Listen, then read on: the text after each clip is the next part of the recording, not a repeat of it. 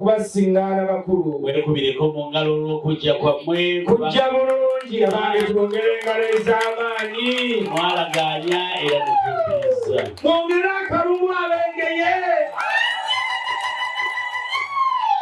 abaana ab'omutima n'abalangira n'abambejja tukube engalo nga twebaza abaana bano olw'okujja kwabwe ne bw'olaba tukubira engalo n'akaluulu essebo tubeebaziza mwebale kujja weewaawo kaakati ku lwakojja w'abaana bw'olaba kalidde obuuyi buli essebo alhaji Mustafa bwe tugenda ewuwa ateekateeka mawuledi naye balina enyinyiza ennungi ze John gye nakoppa ewaabwe essebo enneeyisa ennungi eri omugenyi enneeyisa ennungi eri omugenyi bw'eti bw'ebeera etya mukulu bagenda ne batuyigiriza ne bagamba nti nabbi waabwe Muhammad sallallahu alaihi wasallama bw'abanga mufunye abagenyi ababa bazze nga mmwe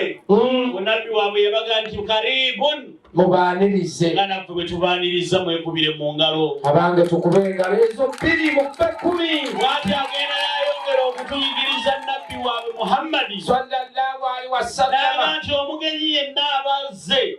nga tuli wa muganda wange oli kojja w'abaana Mustafa yabagamba nti mahuwa ijlis mubawe we batuula twabatuuzizza mwekubire mu ngalo mmwe tolaba nti yadde tuli bakatuliki ddala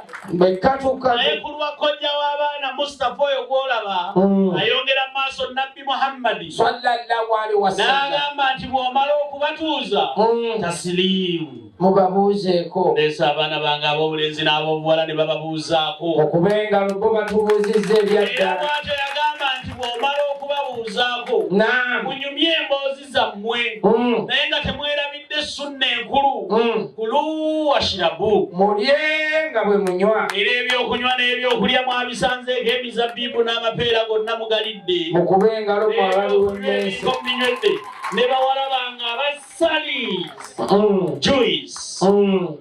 babawadde ka juice ne mukanywa weewaawo bw'atyo nabbi waabwe ku lwa muganda wange oli kojja w'abaana Mustafa yagamba nti nabbi yabagamba ebyo byonna bwe biba biwedde mubata ne bagende naffe twagala okubagamba nti assalaamu alal mursaliina assalaamu alaikum wa rahmatullahi wa barakatuhu mubatulabire nga muzzeeka wa barakatuhu mu Kristu Yesu tetuva wano zengalo z'obuliro ennyingi n'akalulu lwaki kubanga otugambye ebyakojja ebiri mu Qur'ani nti bagamba nti omubaka yabagamba nti kulu asirabu mulye munywe omubaka bwe yali ayogera ku kulu asirabu teyagamba nti munaakomanga ku apples n'amazzi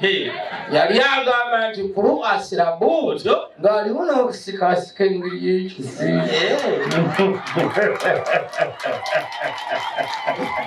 mwongere